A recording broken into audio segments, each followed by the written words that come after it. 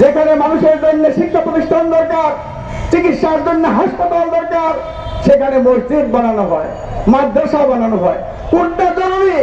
মসজিদ মাদ্রাসা সেটা জরুরি, নাকি শিক্ষা, স্বাস্থ্য, ভাত, বাসস্থান জরুরি? গত 50 বছর ধরে যারা দেশের রাষ্ট্র ক্ষমতায় অধিষ্ঠিত রয়েছে, তারা মুক্তিযুদ্ধের যে ঘোষণা, মুক্তিযুদ্ধের যে প্রকৃত চেতনা, তার বিরুদ্ধে দাঁড়িয়ে দেশ পরিচালনা করেছে, যে জন্য আজকে আমাদের এই হাল দাঁড়িয়েছে। সংগ্রামী বন্ধুগণ, স্বাধীনতার পরে গণসংহতি আন্দোলন সাংবিধানিক সংস্কারের কথা বলেছে। সেই গণতন্ত্র প্রতিষ্ঠার জন্য সাংবিধানিক সংস্কার করতে হবে, বৃহত্তর ঐক্য গড়ে তুলতে হবে। আমরা বলেছি যে সংবিধান 72 সালে 71-এর মুক্তিযুদ্ধে 30 লক্ষ মানুষের শহীদ রক্তের মধ্য দিয়ে যে সংবিধান প্রণয়ন করেছিল, সেই সংবিধানে 4টা মূল নীতি করা হয়েছিল। 4 মূলনীতির একটা হলো গণতন্ত্র। সেই গণতন্ত্র কি? গণতন্ত্র তো দেশের মানুষ স্বাধীনতার পরে একবারও দেখে নাই। গণতন্ত্র মানে মানুষের যে মৌলিক অধিকার, গণতান্ত্রিক অধিকার, ভাত, কাপড়, শিক্ষা, কাজ, বাসস্থানের যে অধিকার, এইটাকে বলে এইগুলোর নিশ্চয়তা যে রাষ্ট্র করে, যে সরকার করে, সেই দেশ গণতান্ত্রিক দেশ, সেই রাষ্ট্র গণতান্ত্রিক রাষ্ট্র, সেই সরকার গণতান্ত্রিক সরকার। কিন্তু আমাদের দেশের কোন সরকার কি মানুষের ভাত, কাপড়, শিক্ষা, চিকিৎসা, কাজ, বাসস্থানের নিশ্চয়তা দিতে পেরেছে? পারে নাই। গণতন্ত্রের গণ নাই। এই গণতন্ত্রকে শাসক শ্রেণী 5 বছর পর পর ব্যালট পেপারে সিল দিয়ে শাসক শ্রেণীর কোন অংশ জনগণের উপর শাসন চালাবে, শোষণ চালাবে, নির্যাতন চালাবে, তার নাম দিয়েছে এরা গণতন্ত্র। এটা গণতন্ত্র না, ভোটতন্ত্র। কিন্তু আজকে 50 বছর পরে বাংলাদেশের শাসক শ্রেণী সেই ভোটতন্ত্র আর কার্যকর রাখতে পারছে না, যে কারণে জনগণের ভোটাধিকার হরণ করে দিনের ভোট রাতের অন্ধকারে ব্যালট পেপারে সিল মেরে বাক্স ভর্তি করে ব্যালট জুড়ে ক্ষমতা দখল করতে হয়। কাজেই গণতন্ত্র এখানে নির্বাসনে গিয়েছে। স্বৈরতন্ত্র, ফ্যাসিবাদ, কর্তৃত্ববাদী শাসন দেশের মানুষের উপরে জগদ্দল পাথরের মতো বসে আছে। সংবিধানে আরেকটা কথা ছিল যে ধর্ম নিরপেক্ষতা, সেই ধর্ম নিরপেক্ষতা তো নাই। এখানে স্বাধীনতা বিরোধী যে শক্তি, সেই শক্তিকে কেউ কেউ মদত দেয়, ক্ষমতায় যাওয়ার সিঁড়ি হিসাবে ব্যবহার করে। আবার কেউ অপরাপর যে ধর্মীয় সাম্প্রদায়িক গোষ্ঠী, তাদেরকে সুরসুরি দেয়। যেখানে মানুষের জন্য শিক্ষা প্রতিষ্ঠান দরকার, চিকিৎসার জন্য হাসপাতাল দরকার, সেখানে মসজিদ বানানো হয়, মাদ্রাসা বানানো হয়। কোনটা জরুরি? মসজিদ মাদ্রাসা সেটা জরুরি, নাকি শিক্ষা, স্বাস্থ্য, ভাত, বাসস্থান জরুরি? সেই দিকে শাসকদের নজর নাই।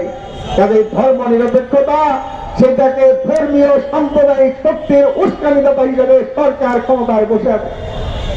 সেখানে জাতীয়তাবাদের কথা বলে এই সকল সরকার স্বাধীনতার পরে যারা ক্ষমতায় এসেছে, তারা সাম্রাজ্যবাদের কাছে নতজানু থেকেছে। এই ভারতীয় সাম্রাজ্যবাদ, তার কাছ থেকে আমাদের যে অভিন্ন নদীর পানি, সেই পানির হিস্সা, ন্যায্য হিস্সা তারা আদায় করতে পারে নাই। তিস্তা শুকিয়ে যাচ্ছে, ব্রহ্মপুত্র শুকিয়ে যাচ্ছে, পদ্মা শুকিয়ে গেছে। ওই সুরমা, কুশিয়ারা তার ভোট দিয়ে আমাদের মেঘনাকে তারা শুকিয়ে মারার চেষ্টা করছে। আমাদের উত্তরবঙ্গ, সেখানে মরুভূমি হয়েছে। বাংলাদেশকে পানিতে মেরে মরুভূমি বানানোর চক্রান্ত করছে। তার বিরুদ্ধে কোন শাসক প্রতিবাদ করে নাই।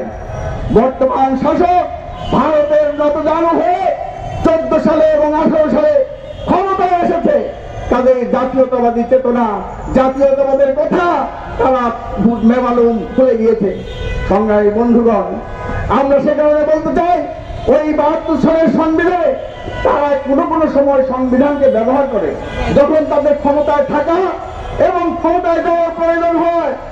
আজকে একটু আগে পাপ্পু বললেন যে অর্থমন্ত্রী ওই পাচারকৃত টাকা সেগুলো নাকি ফিরে আনবে, 10%, 20% ট্যাক্স দিয়ে যে টাকা পাচার করেছে সেই টাকা জায়েজ করবে।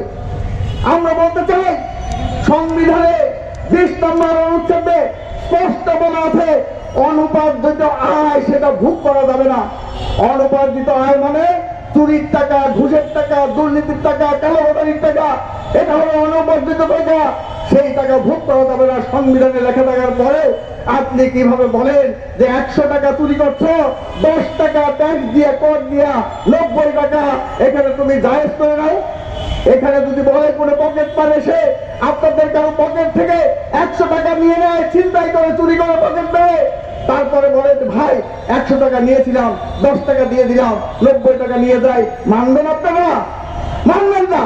তাহলে কিভাবে বাংলাদেশের অর্থমন্ত্রী এইভাবে পাচারের টাকা 10 টাকা ট্যাক্স দিয়ে জায়েজ করতে চায় আমরা বুঝি না।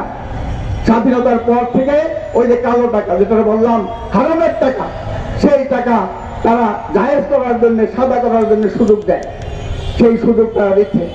আমরা স্পষ্টভাবে বলতে চাই যে এই টাকা পাচার হয়ে গেছে, কালো টাকা সাদা করার সুযোগ তো বহুবার দিয়েছেন, প্রতিবার জাতীয় বাজেটের আগে সেটা করেন, কিন্তু কয় টাকা সাদা হয়েছে? হয়েছে কোনো টাকা সাদা? হয় নাই, খুব সামান্য পরিমাণ টাকা সাদা হয়েছে। কারণ যারা কালো টাকার মালিক, যারা চোরা কারবারি, যারা টাকা পাচারকারী, তারা সেই টাকা এখানে ফেরত দেবে না। সে কারণে তাদের স্থায়ী স্থাবর এবং অস্থাবর সম্পত্তি সেগুলো বাজেয়াপ্ত করতে হবে। আমরা বলেছিলাম যে সংবিধান করেন, এই সংবিধানে এখনো পর্যন্ত লেখা আছে এক ধারার শিক্ষা ব্যবস্থা, সেটা চালু করতে হবে। কিন্তু এখানে কিন্ডারগার্টেন, ক্যাডেট কলেজ, মাদ্রাসা এবং সাধারণ শিক্ষা প্রতিষ্ঠান, বহু ধারার যে শিক্ষা প্রতিষ্ঠান সেগুলো চালু আছে। আমরা সে কারণে বলেছিলাম এরা সংবিধান মানে না, সংবিধানকে পদদলিত করে।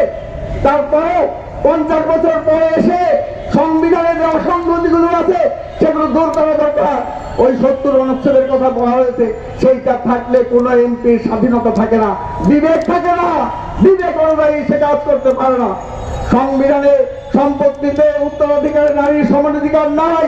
এখানকার যে বিভিন্ন জাতিসত্তা আছে, সেই জাতিসত্তার মানুষের সাংবিধানিক স্বীকৃতি নাই, তাদের ভূমি অধিকারের স্বীকৃতি নাই।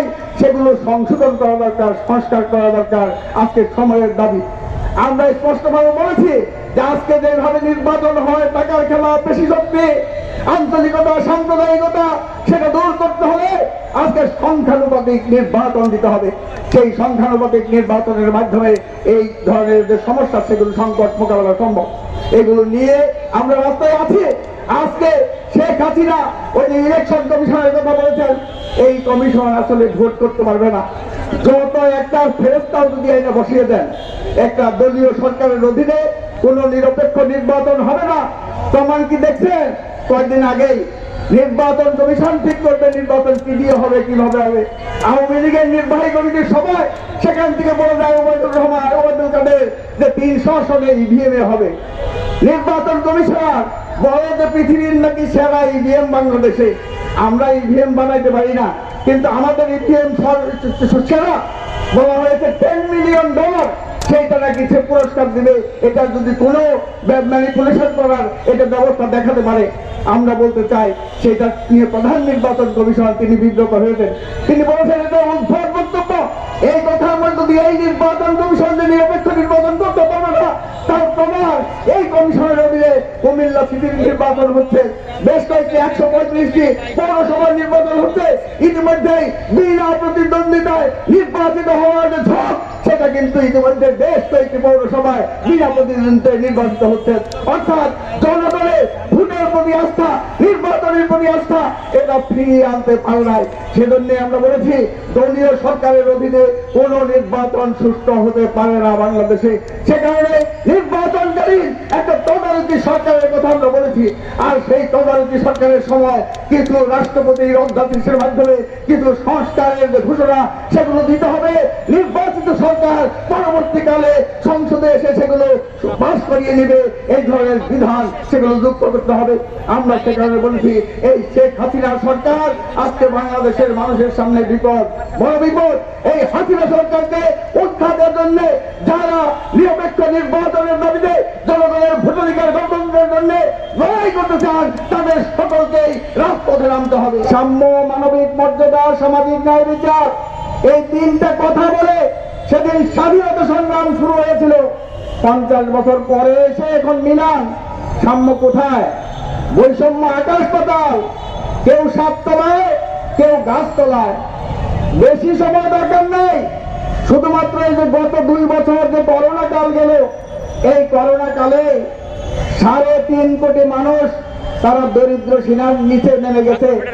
দরিদ্র সীমা কোনটা? যে $1.90 যারা আয় করে দিনে, তাদেরকে বলা হয় দরিদ্র সীমার নিচে বাস করে।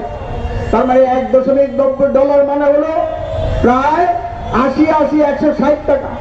160 টাকা যারা আয় করে, তার নিচে যারা আয় করে, তারা দরিদ্র সীমার নিচে। তাহলে 3.5 কোটি মানুষ 2 বছরে দরিদ্র সীমার নিচে চলে গেছে। নতুন করে এর আগে 2.5 কোটি আছে, মোট 6 কোটি মানুষ। আর এই করোনাকালে নতুন করে 17,500 কোটিপতি হয়েছে। যারা আগে কোটিপতির ক্লাবে নাম লেখানো ছিল না, নতুন করে কোটিপতির ক্লাবে তারা নাম লিখিয়েছে। তাহলে দেখেন 17,500 কোটিপতি হয়েছে, 3.5 কোটি তারা গরিব হয়েছে, গরিব থেকে আরো গরিব হয়েছে। এই যে ধরনের বৈষম্য তারা তৈরি করেছে।